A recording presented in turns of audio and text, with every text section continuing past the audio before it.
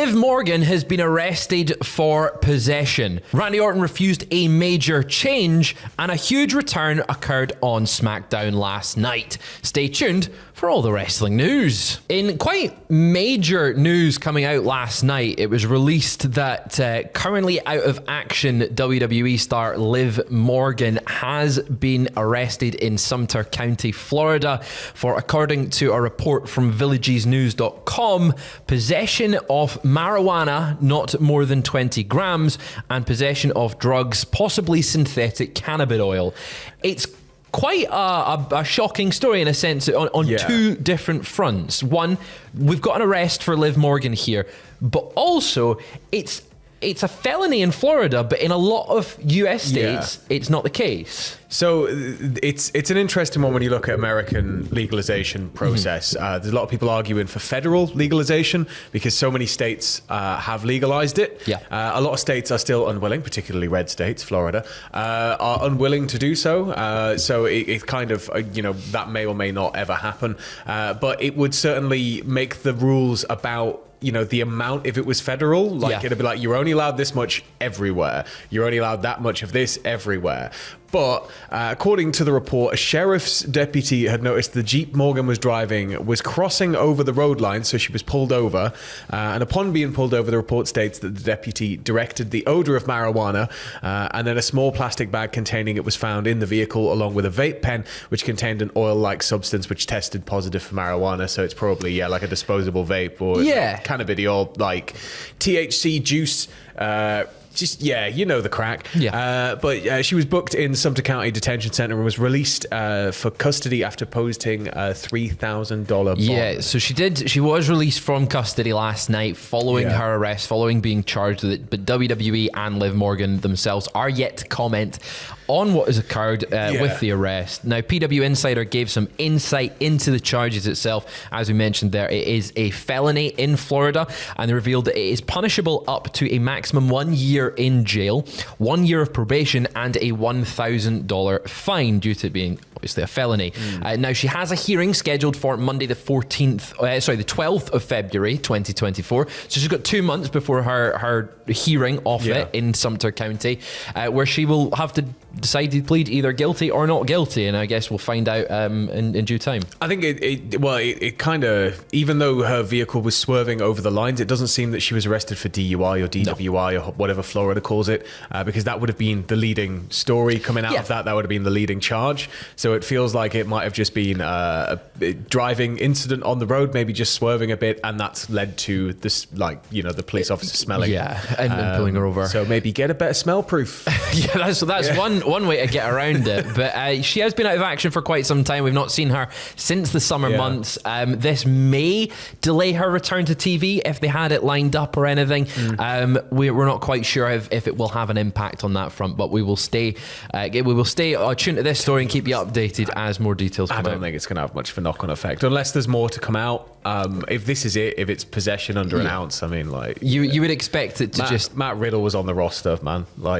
Exactly. They were selling 420 bro shirts. When you put it that way, that's a very good. Rob Van Dam was champion. I mean, he got arrested for similar, and it did impact his championship. But that was way before legalization. Yes, indeed. Well, someone who was part of that tag team with Matt Riddle and selling those 420 bro t-shirts was Randy Orton. Now, Randy Orton has been back on TV for a wee while now after returning at Survivor Series, and it appears that he rejected quite a big change on last week's SmackDown. Power report from Fightful Select: he was planned to change his entrance theme during last week's show. The report reveals that it wasn't a new version of Rev Theory's Voices, which has been released online. It's been online for quite some time. Yeah, it's sort of like a re-recorded, remastered Super Mega Edition. Exactly. It's kind of, it's like CM Punk getting the remastered version of Cult of Personality as his theme. But it wasn't going to be that. Instead, it was either going to be a new composition or a different song entirely. Orton reportedly talked it through with management prior to the show and sort of scrapped the idea for then.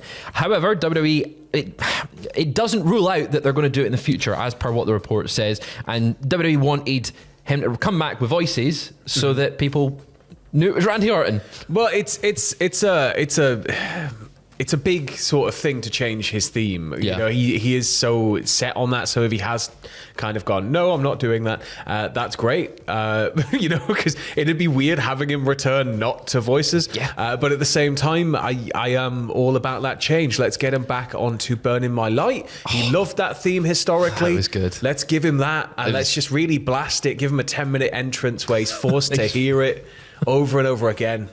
I loved that music. I really did so as well. good. That's like WWE SmackDown versus Raw 2007. Randy Orton hitting the pose, burning my light, going.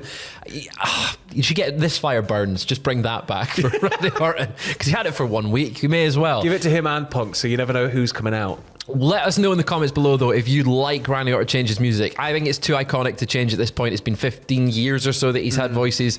Don't mess with it, WWE. But staying with WWE just now, Carmelo Hayes made his main roster debut last night. What went down, Sam? So he was put into the tournament for the United States Championship, and he went up against Grayson Waller in the first round in a bit of a barn burner of a match. Really good exhibition for the pair of them. Insane spot where Grayson Waller did like a playmaker / overdrive from the top rope, but with a front flip. Yeah, it actually makes a playmaker look cool. There was like so many fluid just moments of like diving into the ring into a forward roll through into like a lariat, and it's just like, oh my Jesus Christ. Cool. But he defeated Grayson Waller, and now he's set to face Kevin Owens in the next round after Kevin Owens defeated Austin Theory in the first round. So Hayes versus Owens. I see Hayes going through Owens here. I think we're gonna see Austin Theory and Grayson Waller cost Kevin Owens that match, and we get Carmelo Hayes in the final against either Bobby Lashley or Santos Escobar. It's a really nice showing for Carmelo Hayes, who I think everyone is sort of pinpointed as he's a future star. I'm surprised it's taken this long, but I'm happy that it's happening. Yeah, I'm happy it's happening, and I'm kind of liking the fact that they didn't call him up uselessly and just went, he's here. They've given him a purpose to be here. Give him a showing. Because him versus Logan Paul for the US title. It's weird to say, but that's actually going to be really good. That's a very, very nice little match. Yeah, well, staying with championship matches, last night on Ring of Honor Final Battle, Kyle Fletcher was crowned the new Ring of Honor TV champion after he defeated Dalton Castle, Lee Moriarty, Commander, Lee Johnson, and Brian Keith in the Survival of the Fittest 2023 finals. This marks Kyle Fletcher's first singles championship in a big promotion. Obviously, his tag team partner, Mark Davis, is out injured at the moment, so Aussie Open can't be on TV. So it's good use of Kyle Fletcher right now. Once again, it's about damn time. Yeah. It's sort of, it's not that you can really, he's been in a flush position to throw singles titles on him, but I think that, he's somebody I see with a very, very bright future wherever he is. So I think, Ring of Honor making use of him while they can in that situation, in that kind of position. Yeah, hell yeah. It's crazy saying, and I completely agree with you with it. It's about damn time. Yeah. The boy's only 24. I know. And it feels like, but it feels like I've been watching him for years, and it's just like, it's like, come on, somebody just pull the trigger. Yeah, and I think it strengthens the United Empire in AEW when Ospreay does arrive, that you'll have the Ring of Honor TV champion. You'll have Ospreay likely challenging for that world title at some point. How are AEW going to get round all of the C words that Ospreay likes to drop like 11 times a match? We'll just dub it in with bruv instead. It's got somebody on a bruv button. Yeah, just bruv button. You'll hear half the word. Bruv. It's just always late. That's how you should get around it. I would say. But going back to WWE, our final story is quite a big one because, well, I say a big one. The past few weeks, it is. The past few weeks, we've sat here and I've sat with Adam and we've gone, he's coming back on SmackDown. He is. And he's definitely back. We got reports. He's in the building. He's had his hair cut. He's looking good. He's in shape. He's got a good pump on the gym. And then he doesn't show up. But he did last night. It was AJ Styles. AJ Styles. And you mentioned he had a pump on in the gym because, my God, is he looking hench. It sounds so dirty when a Scottish person says a pump on in the gym. But he was looking hench, I'll tell you that one. AJ Styles made his return to SmackDown last night. He assisted Randy Orton and LA Knight in fending off the Bloodline following the main event of Randy Orton and Jimmy Uso. He managed to hit a phenomenal forearm on Roman Reigns, which I think it was great. He flew across that ring and knocked one on Reigns' face quite easily. While also now being like a tank, like a minibus. He is. It's the pit bull energy that Vince wanted, the Georgia pit bull. He then stared down the Bloodline in the ring with Randy Orton and LA Knight by his side. And then he lamped LA Knight. For God's sake, AJ. AJ, what have you done? He's turned heel on LA Knight, the biggest face in that ring, and AJ Styles has just attacked him. He clotheslined him, and then Randy Orton just sort of stood there looking shocked. And then AJ walked up the ramp, walked past the bloodline, and there's a nice point where Reigns was like, whoa, Solo, chill, as AJ walked past him. He's done us a solid. Yeah. I feel like the SmackDown top scene right now of Randy Orton, LA Knight, AJ Styles, Roman Reigns. I'm trying to think anyone else that you can chuck in there. It's popping off. Right? We've got SmackDown 4. Hopefully we'll get a few more and we can get a new SmackDown 6. Well, but Royal Rumble, possibly Reigns versus Orton versus LA Knight versus AJ. Well, it's interesting because right now Roman Reigns is like an airport, right? Mm-hmm. Like there's so many people circling, waiting to land to try and have a shot at the title. It's getting a bit congested. Okay. I think we need to have little feuds spin off in and around this top scene in order to kind of free up Roman for, the challengers who have been waiting longest to come in and either win or lose and then go back to the back of the pack.